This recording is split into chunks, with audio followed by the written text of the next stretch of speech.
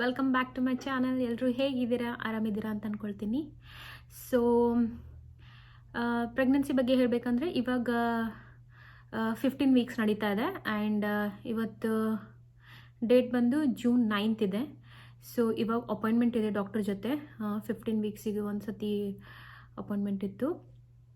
ಹೋದ ಸತಿ ಅಲ್ಟ್ರಾಸೌಂಡ್ ಆದಮೇಲೆ ಡೈರೆಕ್ಟ್ಲಿ ಇವಾಗ ಗೈನಿಕಿಗೆ ಭೇಟಿ ಆಗ್ತಾ ಇದ್ದೀನಿ. ಸೊ ಅದೇ ಗೈನಿಕಿಗೆ ಭೇಟಿ ಆಗೋಕ್ಕಿಂತ ಮುಂಚೆ ನಾನು ಇದು ವಿಸ್ಡಮ್ ಟೂತಲ್ಲಿ ಪೇನ್ ಆಗ್ತಾಯಿದೆ ಅಂತ ಹೋಗಿದ್ದಲ್ಲ ಡೆಂಟಲ್ ಕ್ಲಿನಿಕ್ ಹತ್ರ ತೋರಿಸ್ಕೊಳ್ಳಿಕ್ಕೆ. ಸೊ ಅದೇ ಅವರು ಒಂದು ಲೆಟ್ರ್ ಕೊಟ್ಟಿದ್ದಾರೆ.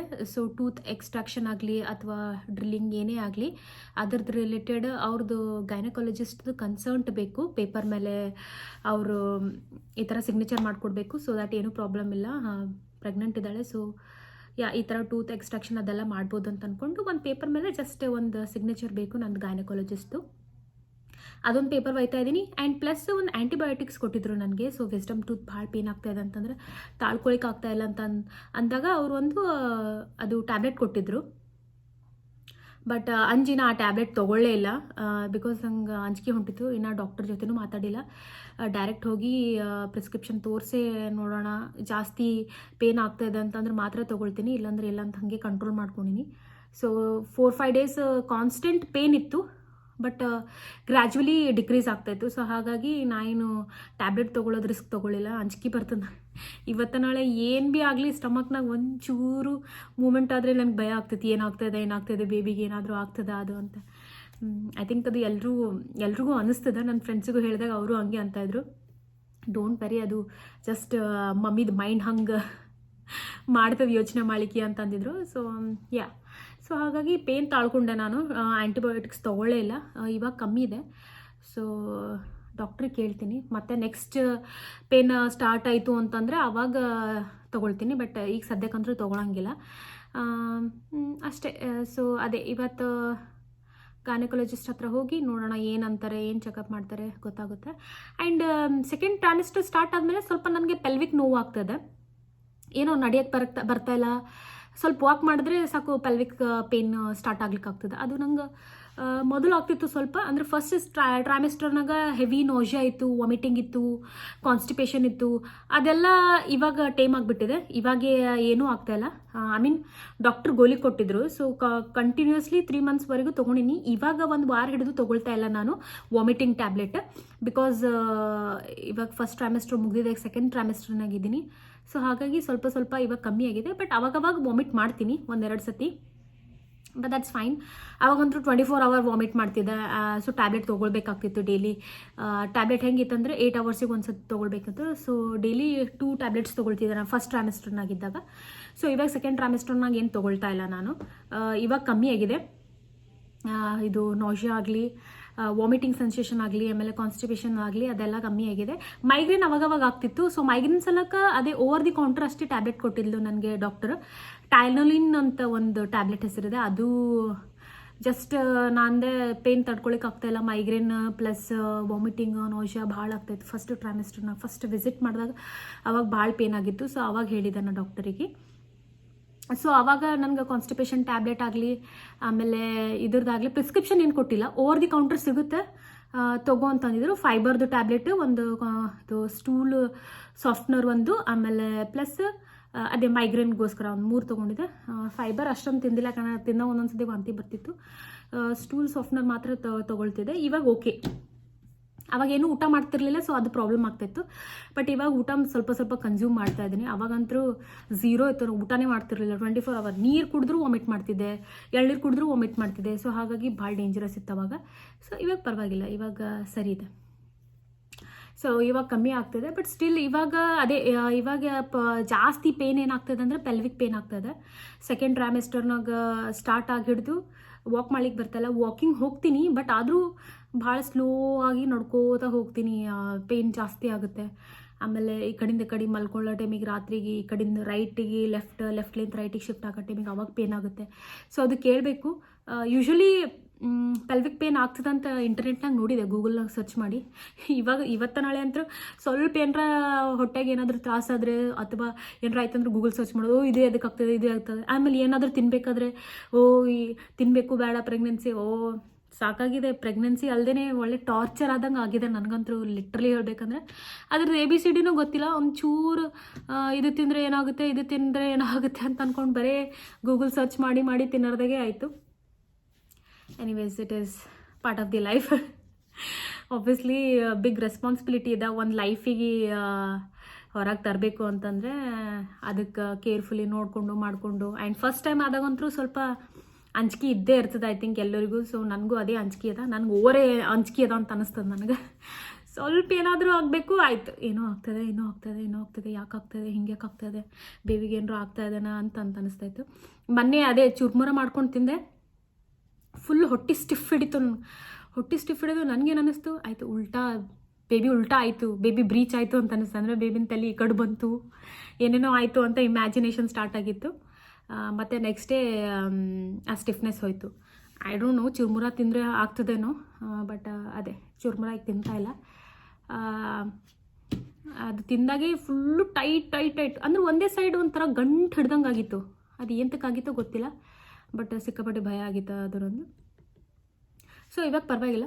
ಅದೇ ಚುರ್ಮುರ ತಿನ್ಬಾರ್ದು ಅಂತ ಗೊತ್ತಾಯಿತು. ನನ್ನ ಫ್ರೆಂಡಿಗೂ ಹೇಳಿದಾಗ ಆಕಿನೂ ಅಂದ್ಲು, ಐ ಥಿಂಕ್ ಚುರ್ಮುರ್ಲಿಂತ ಆಗ್ತದೆ, ತಿನ್ಬೇಡ ಅಂತಂದ್ರು. ಸೊ ಹಾಗಾಗಿ ಆಯಿತು ಸರಿ, ತಿನ್ನಂಗಿಲ್ಲ ಅಂತ ಅಂದ್ಕೊಂಡೆ. ತಿನ್ನೋದೇ ಬೇಡ ಅಂತ. ಯಾಕೆ, ಬೇಬಿಗೆ ಸ್ಟೈಲ್ ಕಾಣಿಸ್ತದೆ ಚುರ್ಮುರ. ನನಗಿಷ್ಟ, ಬಟ್ ಬೇಬಿಗೆ ಇಷ್ಟ ಇಲ್ಲೇನು, ಇರಲಿ ಬಿಡಿ. ಸೊ ಅದೇ ಇವಾಗ ಹೋಗೋಣ ಹಾಸ್ಪಿಟಲಿಗೆ, ನೋಡೋಣ ಡಾಕ್ಟ್ರ್ ಏನಂತಾರಂತ. ಅದೇ ಸೊ ಇವಾಗ ಹಾಸ್ಪಿಟಲಿಗೆ ಹೋಗಬೇಕು ನಾನು. 2:30ಗೆ ಅಪಾಯಿಂಟ್ಮೆಂಟ್ ಇದೆ, ಅದೇ ಸೆಮೆರಿಟನ್ ರೋಡಿಗೆ. ನನ್ನ ಡಾಕ್ಟ್ರ್ ಹತ್ರ. ಅದೇ ನನ್ನ ಡಾಕ್ಟ್ರ್ ಹೆಸರು ಅದೇ ನಿಮಗೆ ಗೊತ್ತಿಲ್ಲ, ಯಾರಾದ್ರು ಹೊಸದಾಗಿ ನೋಡ್ತಾ ಇದ್ದಾರೆ ಅಂತಂದರೆ ಫೆರ್ನು ವೈಲೆಟ್ ಅಂತಿದೆ. ಇಲ್ಲಿ ಯಾರಾದರೂ ಇದ್ದರೆ ಅವ್ರ ಹತ್ರ ನೀವು ಕನ್ಸೀವ್ ಆದಾಗ ಅಥವಾ ಪ್ರೆಗ್ನೆನ್ಸಿ ನಿಮ್ಮ ಸ್ಟಾರ್ಟ್ ಆದಾಗ ಅವ್ರಿಗೆ ತೋರಿಸ್ಬೋದು.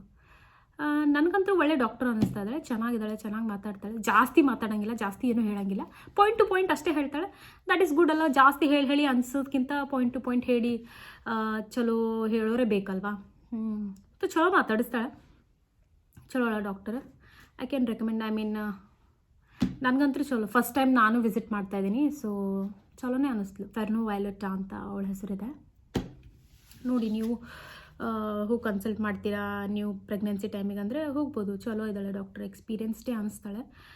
ಯಾಕಂತಂದರೆ ಇವಾಗ ನನಗೇನೆಲ್ಲ ಪ್ರಾಬ್ಲಮ್ ಆಗಿತ್ತಲ್ಲ, ಸೊ ಅದಕ್ಕೆಲ್ಲ ಹೇಳಿದಾಗ ಒಂದೊಂದು ಸತಿ ಸೊಲ್ಯೂಷನ್ ಕೊಟ್ಟಿದ್ದಾಳೆ. ಆ್ಯಂಡ್ ಕಮ್ಮಿ ಭೀ ಆಗಿದೆ. ಸೊ ಹಾಗಾಗಿ ಚಲೋ ಅನ್ನಿಸ್ತಾಳೆ ನನಗೆ. ಹಾರ್ಷಾಗಿ ಏನೂ ಮಾತಾಡಲ್ಲ, ಸಾಫ್ಟಾಗಿ ಚೆನ್ನಾಗಿ ಮಾತಾಡಿಸ್ತಾಳೆ ನಕ್ಕೋತಾ. ಸೊ ಎವ್ರಿ ಟೈಮ್ ನನಗೆ ಚೆಕಪ್ ಮಾಡಿಗೆ ಬಂದಾಗ ಒಂದೊಂದು ಸತಿ the girl with a big name ಅಂತ ವಿಜಯದರ್ಶಿನಿ ಪ್ರೊನೌನ್ಸ್ ಮಾಡಲಿಕ್ಕೆ ಅವರೆಲ್ಲರೂ ಬಾಯ್ ಮಾಡ್ಕೊಳತ್ತಿದ್ರು ಅಂತ ಹೇಳತ್ತಿದ್ಲು ಡಾಕ್ಟರ್. ಅಂದರೆ ಅವ್ರಿಗೆ ಹೆಸರೇ ಹೇಳಿಕ್ಕೆ ಬರ್ತಿರ್ಲಿಲ್ಲ ಅಂತ ಅಂದ್ಕೊಂಡು the girl with a big name ಅಂತ ಅನ್ಕೋತಾ ಬರ್ತಾಳೆ. ಸೊ ಯಾ ಅಂತಂತೀನಿ. ಆ್ಯಂಡ್ ಇನ್ನೊಂದು ಪ್ರಾಬ್ಲಮ್ ಏನಾಗಿದೆ ಅಂತಂದರೆ, ಅದೇ ನಂದು ಲಾಸ್ಟ್ ನೇಮ್ ನಾನು ಕೊಟ್ಟಿಲ್ಲ ಪಾಸ್ಪೋರ್ಟ್ನಾಗ.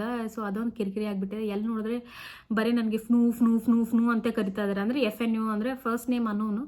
ಆ್ಯಕ್ಚುಲಿ ಲಾಸ್ಟ್ ನೇಮ್ ಅನ್ನೋನು ಇರಬೇಕು, ಬಟ್ ಇದು ಅಕಾರ್ಡಿಂಗ್ ಟು ದಿ ಇದು ಅಮೇರಿಕನ್ದು ರೂಲ್ಸ್ ಪ್ರಕಾರ, ಅಂದರೆ ಅದು USCIC ಪ್ರಕಾರ ಹೇಳಬೇಕಂತಂದರೆ ಅವ್ರೇನು ಮಾಡ್ತಾರೆ, ಲಾಸ್ಟ್ ನೇಮ್ ಇರಲಿಲ್ಲ ಅಂತಂದರೆ ಫಸ್ಟ್ ನೇಮ್ ಒಯ್ದು ಲಾಸ್ಟ್ ನೇಮಿಗೆ ಹಾಕ್ತಾರೆ. ಆ್ಯಂಡ್ ಫಸ್ಟ್ ನೇಮ್ನಾಗೆ ಇದು ಫ್ನೂ ಹಾಕ್ತಾರೆ. ಕರ್ದಾಗ ಒಂದೊಂದು ಸತಿ ಬೇಜಾರಾಗುತ್ತೆ, ಬಟ್ ಏನು ಮಾಡೋಕ್ಕಾಗಲ್ಲ. ಅಕಾರ್ಡಿಂಗ್ ಟು ದಿ ಪಾಸ್ಪೋರ್ಟ್ ನಂದು ಎಲ್ಲ ಕಡೆ ರಿಜಿಸ್ಟರ್ ಆಗ್ತದೆ, ಅದೇ ID ತೋರಿಸ್ತೀನಲ್ಲ. ಸೊ ಹಾಗಾಗಿ ಕನ್ಫ್ಯೂಷನ್ ಕ್ರಿಯೇಟ್ ಆಗ್ಬಾರ್ದು ಅಂತ ಅಂದ್ಕೊಂಡು ಹೆಂಗೆ ಕರೀತಾರೆ ಹಾಗೆ ಕರೆಸ್ಕೊಳ್ತೀನಿ ಫ್ನೂ ಅಂತೆ. ಏನು ಮಾಡ್ಲಿಕ್ಕಾಗಲ್ಲ. ನಿನ್ ಪಾಸ್ಪೋರ್ಟ್ ಯಾಕೆ ಹಂಗೆ ಮಾಡಿದ್ವಿ? ಬರೀ ಒಂದೇ ನೇಮ್ ಯಾಕೆ ಇಟ್ಟಿದ್ವಿ? ಲಾಸ್ಟ್ ನೇಮ್ ಯಾಕೆ ಇರ್ಲಿಲ್ಲ ನಿನ್ ಪಾಸ್ಪೋರ್ಟ್ ನೇಮ್? ಅದೇ ನಂದು ಹೆಸರು ದೊಡ್ಡದಿತ್ತಲ್ಲ, ವಿಜಯದರ್ಶಿನಿ ಅಂತ. ಅದಕ್ಕೇನಾಯ್ತು? ಸೊ ಅದಕ್ಕೆ ನಾ ಹಂಗೆ ಅನ್ಕೊಂಡೆ. ಎಲ್ಲ ಕಡೆ ಇದು ವಿಜಯದರ್ಶಿನಿ ಇಷ್ಟು ಆಮೇಲೆ ಸರ್ನೇಮ್ ಹಚ್ಚಿ ದೊಡ್ಡದಾಗ್ತದೆ ಅಂತ ಅನ್ಕೊಂಡು ನನ್ನ ತಲೆ ಓಡಿಸಿ ನಾನು ಸರ್ನೇಮೇ ಹಾರಿಸ್ಬಿಟ್ಟಿನಿ. ಸೊ ಹಾಗಾಗಿ ನನಗೆ ಪ್ರಾಬ್ಲಮ್ ಆಗ್ಲತ್ತು. ಅದು ಇರಲಿ ಬಿಡು, ಇಂಡಿಯಾದಾಗ ಹೋದಾಗ ನಾ ಕರೆಕ್ಟ್ ಮಾಡಿಸ್ಕೊಳ್ತೀನಿ ಆಯ್ತಾ.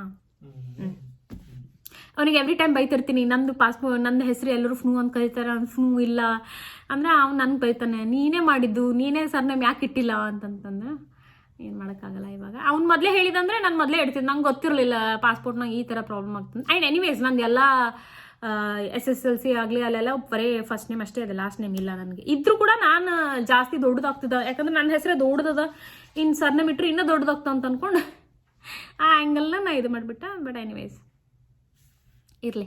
ಸೊ ಆಯಿತು, ಇವಾಗ ಹಾಸ್ಪಿಟಲ್ಗೆ ಹೋಗಿ ಅದೇ ಪೆಲ್ವಿಕ್ ಪೇನ್ ಜಾಸ್ತಿ ಆಗ್ತದೆ ನನಗೆ, ಏನು ಮಾಡಬೇಕು ಅಂತ ಡಾಕ್ಟ್ರಿಗೆ ಕೇಳ್ತೀನಿ ಫಸ್ಟ್.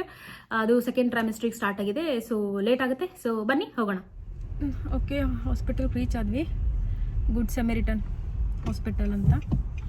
ಅದು ದೊಡ್ಡದು ಹಾಸ್ಪಿಟಲ್ ಇದೆ ಬ್ಯಾಕ್ ಸೈಡ್. ನಂದು ಕ್ಲಿನಿಕ್ ಸ್ವಲ್ಪ ಬ್ಯಾಕ್ ಸೈಡ್ ಅದಲ್ಲ ಅದು ಹಾಸ್ಪಿಟಲ್. ಫ್ರಂಟ್ ಆರ್ ಬ್ಯಾಕ್ ಅಂತ ಗೊತ್ತಿಲ್ಲ ನನಗೆ. ಸೊ ಅದು ದೊಡ್ಡದು ಹಾಸ್ಪಿಟಲ್, ಗುಡ್ ಸಮರಿಟನ್ ಹಾಸ್ಪಿಟಲ್ ಅಂತ ದೊಡ್ಡದೇ ಇದೆ. ಬಟ್ ನಾ ಎವ್ರಿ ಟೈಮ್ ಹೋಗೋದು ಸಣ್ಣ ಒಂದು ಕ್ಲಿನಿಕ್ ಅಪ್ಲೇ ಅದ, ಅಲ್ಲಿ ಡಾಕ್ಟರ್ ಚೆಕ್ಅಪ್ ಮಾಡ್ತಾರೆ. ಡೆಲಿವರಿ ಗೊತ್ತಿಲ್ಲ ಎಲ್ಲಿ ಮಾಡ್ತಾರೆ, ಯಾಕಂದ್ರೆ ಸಣ್ಣದ ಕ್ಲಿನಿಕ್ ಇದು. ಡೆಲಿವರಿ ಅದೇ ಮಾಡಂಗಿಲ್ಲ. ಐ ಥಿಂಕ್ ದೊಡ್ಡ ಹಾಸ್ಪಿಟಲ್ನಾಗೆ ಆಮೇಲೆ ಶಿಫ್ಟ್ ಮಾಡ್ತಿರ್ಬೋದು ಡೆಲಿವರಿ ಟೈಮಿಗೆ. ಇನ್ನ ಗೊತ್ತಿಲ್ಲ, ನನಗೇನು ಹೇಳಿಲ್ಲ. ಸೊ ನೋಡೋಣ, ಇವತ್ತು ಕೇಳಿದ್ರೆ ಕೇಳ್ತೀನಿ. ಪಾರ್ಕಿಂಗ್ ಹುಡ್ಕ್ಯಾಡತಾನ ಶರಣ, ಸಿಗಲ್ಲಾಗ್ಯದ.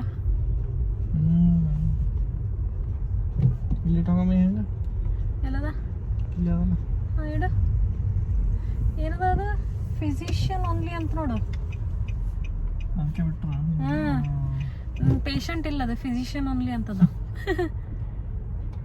ನೀ ಫಿಸಿಷಿಯನ್ ಇದೇನ ಮತ್ತ?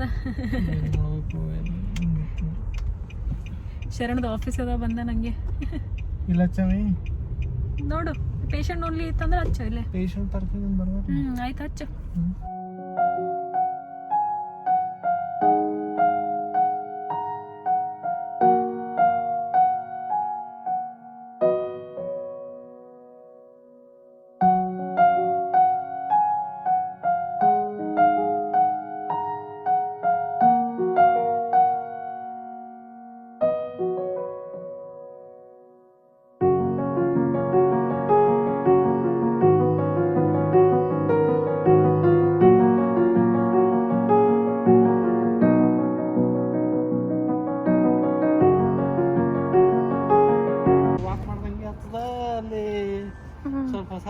ಶರಣಗ್ ನನ್ಗೆ ವಾಕ್ ಮಾಡ್ಸೋದಂದ್ರೆ ಒಂದು ದೊಡ್ಡ ಯುದ್ಧ ಗೆದ್ದಂಗೆ.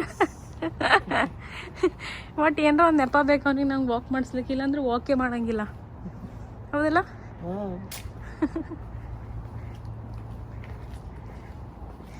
ಇಲ್ಲೆಲ್ಲ ಏನಿವು ಸಣ್ಣ ಸಣ್ಣ ಕ್ಲಿನಿಕ್ ಅವೇನ? ಎಲ್ಲಿ? ಹೌದೌದು. ಸೊ ಇವೆಲ್ಲ ಸಣ್ಣ ಸಣ್ಣ ಆ ಕಡೆ ಈ ಕಡೆ ಕ್ಲಿನಿಕ್ಸ್ ಅವ ಅನಿಸ್ತೈತಿ.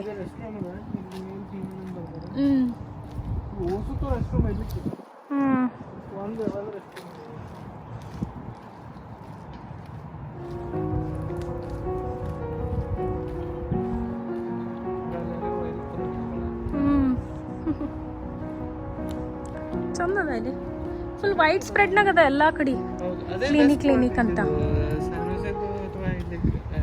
ಈ ಏರಿಯಾದು ಕಂಪೇರ್ ಟು ಸ್ಯಾನ್ ಫ್ರಾನ್ಸಿಸ್ಕೋ ಅಥವಾ ಸಿಯಾಟಲ್, ಇಲ್ಲಿ ಎಲ್ಲ ವೈಡ್ ಸ್ಪ್ರೆಡ್ ಅದ. ಅಂಡ್ ನಮಗೆ ಬೇಕಾಗಿದ್ದೆ ಅದೇ, ನಮಗೆ ಸಿಟಿ ಲೈಫ್ ಎನ್ವೈರನ್ಮೆಂಟ್ ಅದೇ ಹತ್ತಿ ಬೇಕಾಗಿಲ್ಲ. ಹತ್ತಿ ಲೈಕ್ ಆಗಲ್ಲ, ಸ್ವಲ್ಪ ಸ್ಪ್ರೆಡ್ ಔಟ್, ಬಹಳ ಕ್ರೌಡೆಡ್ ಇಷ್ಟ ಆಗಲ್ಲ.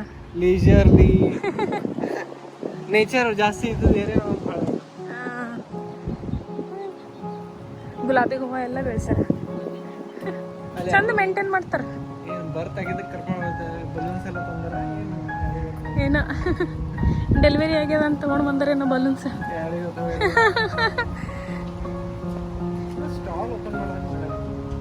ಹೌದು, ಏನದೇನೋ.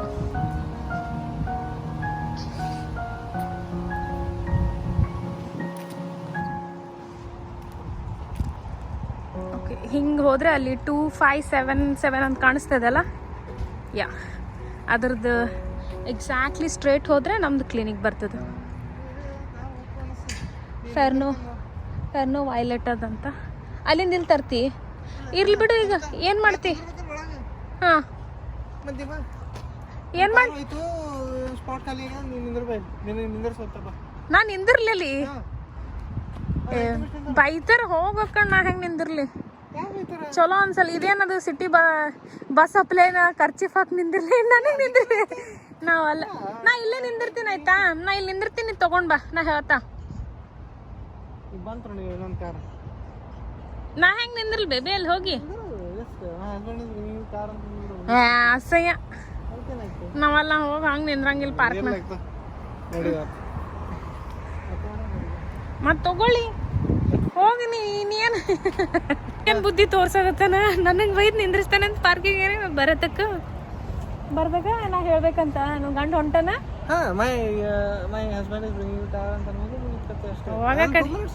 ಅಂತದೆಲ್ಲ ಮಾಡಲ್ಲ ನಾವು.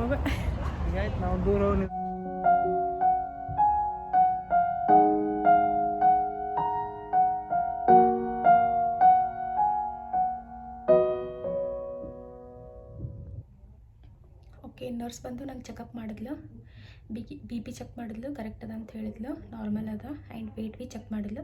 ವೆಯ್ಟ್ ಹೋದ ಸತಿ 123 ಪೌಂಡ್ ಇತ್ತು, ಈ ಸತಿ 127 ಪೌಂಡ್ ಇದೆ ಅಂತ ಹೇಳಿದರು.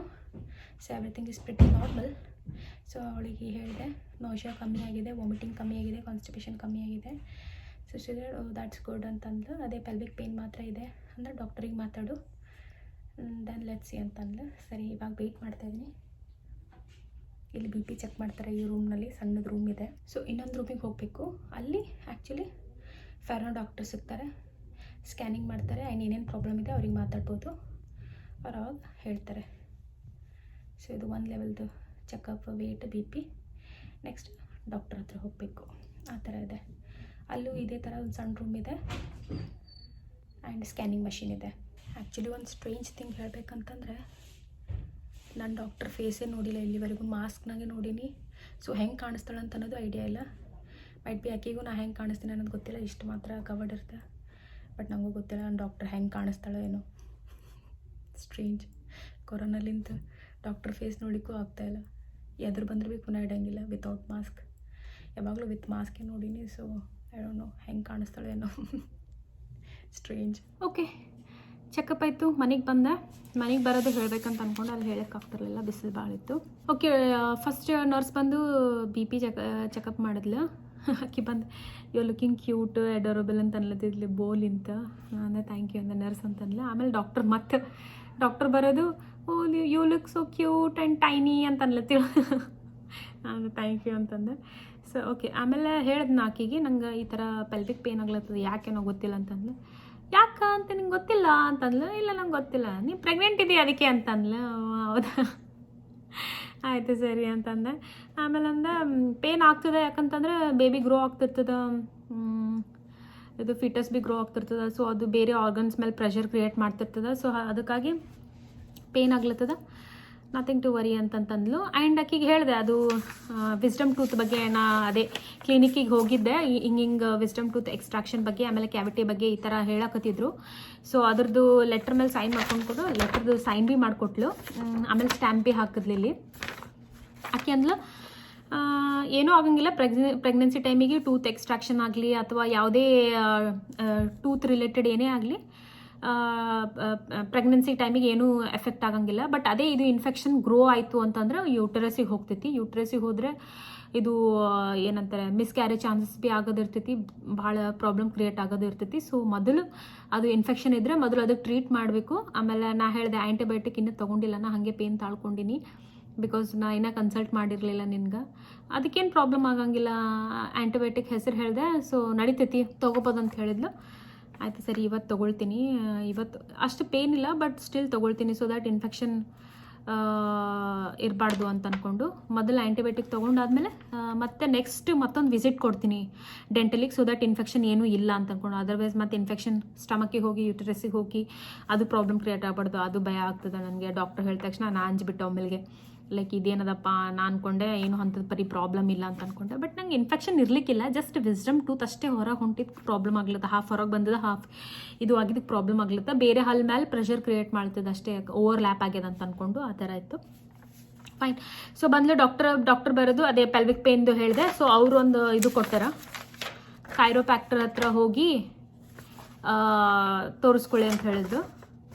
ಸೊ ಡಾಕ್ಟರ್ದು ಹೆಸರು ಮತ್ತು ಅವ್ರದ್ದು ಅಡ್ರೆಸ್ ಕೊಟ್ಟರೆ. ಸೊ ಅಲ್ಲಿ ಹೋಗಿ ತೋರಿಸ್ಬೇಕು, ಐ ಥಿಂಕ್ ಕೈರೋಪ್ರಾಕ್ಟಿಕ್ ಹತ್ರ, ಡಾಕ್ಟರ್ ಜೆನಿಫರ್ ಮರ್ಫಿ ಅಂತ. ಸೊ ಅವ್ರಿಗೆ ಹೋಗಿ ಭೇಟಿಯಾಗಿ ಅದೇ ಪೆಲ್ವಿಕ್ ಪೇನ್ ಆಗ್ತಾಯಿದೆ ಅಂತಾರೆ. ಐ ಥಿಂಕ್ ಏನು ಮಾಡ್ತಾರೋ ಗೊತ್ತಿಲ್ಲ ನನಗೂ ಆ್ಯಕ್ಚುಲಿ. ಸೊ ಹೋಗಾದ್ಮೇಲೆ ನೋಡಬೇಕು ಅಲ್ಲಿ. ಯಾಕೆ ಅಂದರೆ ಹೆಂಗೆ ಇದು ತಿಂಗಳ ಹೋಗ್ತಿರ್ತೈತಿ, ಹೆಂಗೆ ಬೇಬಿ ಗ್ರೋ ಆಗ್ತಿರ್ತೈತಿ, ಹಂಗೆ ಪೇನ್ ವರ್ಸ್ಟ್ ಆಗ್ತೈತಿ ನಿನ್ನ pelvic pain, because you are so tiny ಅಂತ ಅನ್ಲತ್ತಿದ್ಲು. ನೀ ಇಷ್ಟಿಷ್ಟೇ ಸಣ್ಣಕ್ಕಿದ್ದಿ, ಸೊ ಅದಕ್ಕೆ ನಿಂಗೆ ಪೇನ್ ಆಗ್ಲತ್ತದ ಅಂತಂದ್ಲು ಅಂತಂದನ. ಆಮೇಲೆ ಚೆಕ್ ಮಾಡಿದ್ಲು ಮಷಿನ್ಲಿಂತ ಹೊಟ್ಟೆ ಮೇಲೆಲ್ಲ. ನಾನು ಅದು ಟಿ ವಿ ಸ್ಕ್ರೀನ್ ಇಲ್ಲ ತೋರ್ಸಂಗಿಲ್ಲ ಅಂತಂದ್ರೆ, ಇಲ್ಲ ಇವತ್ತಿಲ್ಲ, ಬಟ್ 18 to 20 ವೀಕ್ಸಿಗೆ ನಿನ್ಗೆ ಇನ್ನೊಂದು ಅಪಾಯಿಂಟ್ಮೆಂಟೇ ಅದಲ್ಲ ಇದ್ರದ್ದು ಏನಂತಾರೆ ಸ್ಕ್ಯಾನಿಂಗ್ದು. ಸೊ ಅದೇ ಅದ, ಅಲ್ಲೇ ಪೂರ್ತಿ ನೋಡ್ಬೋದು ಫುಲ್. ಇವತ್ತು ಜಸ್ಟ್ ಬೇಬಿದು ಹಾರ್ಟ್ ಬೀಟ್ ನೋಡ್ತೀನಿ ಅಂತಂದ್ಲು ಅಷ್ಟೇ. ಓಕೆ ಬೇಬಿದು ಹಾರ್ಟ್ ಬೀಟ್ ನೋಡಿದ್ಲು. ಆಮೇಲೆ ಅದೇ ಅನ್ಲಂತಿಳ್ದು ಭಾಳ ಚಲೋ ಅದಲ್ಲ ಬೇಬಿದು ಹಾರ್ಟ್ ಬೀಟ್ ಎಷ್ಟು ಚಂದ ಅದ ಅಂತ ಅನ್ಲತ್ತಿದ್ಲು. ಅಂತಂದೆ ಅದೇ ಒಂದು ಕಡೆ ಅದು ಮಷಿನ್ ಇಟ್ಟರೆ ಅದು ಇನ್ನೊಂದು ಕಡೆ ಓಡ್ ಹೋಗ್ಲತ್ತಿತ್ತು ಬೇಬಿ. ನೋಡೋದು ಓಡ್ ಹೋಗ್ಲತ್ತಿತ್ತು, ನಾ ಇಲ್ಲಿಟ್ರೆ ಇಲ್ಲಿಂದ ಮೂವ್ ಆಗ್ಲತ್ತಿತ್ತು, ಇಷ್ಟೇ ಟೈನಿ ಅದ ಅಂತ ಅನ್ಲತ್ತಿದ್ಲು. ಓಕೆ ಅಂತಂದೆ. ಆಮೇಲೆ ನಥಿಂಗ್ ಟು ವರಿ, ಅಷ್ಟೇ ಚೆಕಪ್ ಮಾಡಿದ್ಲು. ಆಮೇಲೆ ಓಕೆ. ಆಮೇಲೆ ಸ್ವಲ್ಪ ಬ್ಲಡ್ ಟೆಸ್ಟ್ದು ಇನ್ನೊಂದಿದೆ ಅಂತ ಅನಿಸ್ತೈತಿ. ಬ್ಲಡ್ ಟೆಸ್ಟ್ದು ಒಂದು ಪೇಪರ್ ವರ್ಕ್ ಕೊಟ್ಟಿದ್ದಾಳೆ. ಸೊ ಇದೇ ಲ್ಯಾಬ್ ಕಾರ್ಪ್ದು. ಐ ಥಿಂಕ್ ಮತ್ತೆ ಬ್ಲಡ್ ಟೆಸ್ಟ್ ತೊಗೊಂಡು ಮತ್ತು ನೋಡ್ತಾರೆ ಅನ್ನಿಸ್ತೈತಿ. ಸೊ ಅದರದ್ದೇ ಒಂದು ಪೇಪರ್ ವರ್ಕ್ ಕೊಟ್ಟಿದ್ದಾಳೆ. ಸೊ ಅದಾದ್ಮೇಲೆ ಹೋಗೋದು. ಅದೇ ಇವಾಗ ಕೈರೋಪ್ರಾಕ್ಟಿಕ್ ಹತ್ರ ಒಂದು ಹೋಗಬೇಕು ನಾನು. ಆ್ಯಂಡ್ ಅದೇ ಮತ್ತೊಂದು ಸತಿ ಡೆಂಟಲ್ ಹತ್ರ ಹೋಗಬೇಕು. ಅದೇ ಟೂತ್ ಜಾಸ್ತಿ ಇನ್ಕ್ರೀಸ್ ಆಯಿತು ಅಥವಾ ಏನಾದರೂ ಪ್ರಾಬ್ಲಮ್ ಆಯಿತು ಅಂತಂದರೆ. ಇನ್ನೂ ಪೇನ್ ಹೋಗಿಲ್ಲ, ಭಾಳ ಪೇನ್ ತಾಳ್ಕೊಂಡಿನ ಅಷ್ಟೇ. ಬಟ್ ಕಮ್ಮಿ ಆಗ್ಲತ್ತದ. ಡೈಲಿ ಟ್ವೈಸ್ ಬ್ರಷ್ ಮಾಡ್ಲತ್ತೀನಿ ಕರೆಕ್ಟಾಗಿ ನೀಟಾಗಿ. ಆ್ಯಂಡ್ ಇವತ್ತು ಆ್ಯಂಟಿಬಯೋಟಿಕ್ ತೊಗೊಂಡು ನೋಡ್ತೀನಿ. ಫುಲ್ ಕಂಪ್ಲೀಟ್ಲಿ ಹೋಯ್ತು ಅಂತಂದರೆ ಒಂದು ಸತಿ ಸುಮ್ಮನೆ ನಾರ್ಮಲ್ ಚೆಕಪ್ ಮಾಡಿರ್ತೀನಿ, ಸೊ ದಟ್ ಏನೂ ಇನ್ಫೆಕ್ಷನ್ ಇಲ್ಲ ಅಂತ ಅಂದ್ಕೊಂಡು. ಇನ್ಫೆಕ್ಷನ್ ಇದ್ದರೆ ಮತ್ತು ಅದೇ ಎಕ್ಸ್ಟ್ರಾಕ್ಟ್ ಮಾಡಿ ಡಾಕ್ಟ್ರ್ ಹೆಂಗೆ ಹೇಳ್ತಾರೆ ಅದ್ರ ಪ್ರಕಾರ ಮಾಡಂತ ನಂದು ಗೈನಿಕ್ ಡಾಕ್ಟ್ರ್ ಹೇಳಿದ್ಲು. ಏನೂ ಆಗಂಗಿಲ್ಲ, ಅವರಿಗೆ ಗೊತ್ತಿರ್ತದೆ ಡೆಂಟಲ್ದವರಿಗೆ, nothing to worry about it. But ಆದ್ರೂ ಭೀ ಕೆಲವೊಬ್ರು ಅನಿಸ್ತಾರೆ ಡೆಂಟಿಸ್ಟ್, ಬಿಕಾಸ್ ಪ್ರೆಗ್ನೆನ್ಸಿ ಟೈಮಿಗೆ ಭಾಳ ಕೇರ್ ತೊಗೊಳ್ಬೇಕಾಗ್ತೈತಿ. ಸೊ ಹಾಗಾಗಿ ಅವ್ರು ಅಂಜಿ ಈ ಥರ ಲೆಟ್ರ್ ಕೊಟ್ಟು ಸೈನ್ ಮಾಡ್ತಾರೆ. ಅದರ್ವೈಸ್ ಅವರಿಗೆ ಗೊತ್ತಿರ್ತೈತಿ ಏನೂ ಆಗಂಗಿಲ್ಲ, ಅನೆಸ್ಟೇಷನು ಕೊಡ್ಬೋದು, ಏನು ಭೀ ಕೊಡ್ಬೋದು, ಪ್ರೆಗ್ನೆನ್ಸಿಗೆ ಏನೂ ಆಗಂಗಿಲ್ಲ ಅಂತ ಅಂದರು. ಓಕೆ ಡಾಕ್ಟರ್ ಅಂತ ಅನ್ಕೋಸಿ ಬಂದ್ವಿ ಮನೆಗೆ. ಓಕೆ, ಇಷ್ಟಾಯಿತು. ನೆಕ್ಸ್ಟ್ ಅದೇ ಈ ಪೆಲ್ವಿಕ್ ಪೇನಿಗೆ ಕೈರೋಪ್ರಾಕ್ಟಿಕ್ ಹತ್ರ ಹೋದಾಗ ಅದರದ್ದು ಎಕ್ಸ್ಪೀರಿಯನ್ಸ್ ಹೇಳ್ತೀನಿ. ಇವತ್ತಿಗಿಷ್ಟೇ. ಬಾಯ್.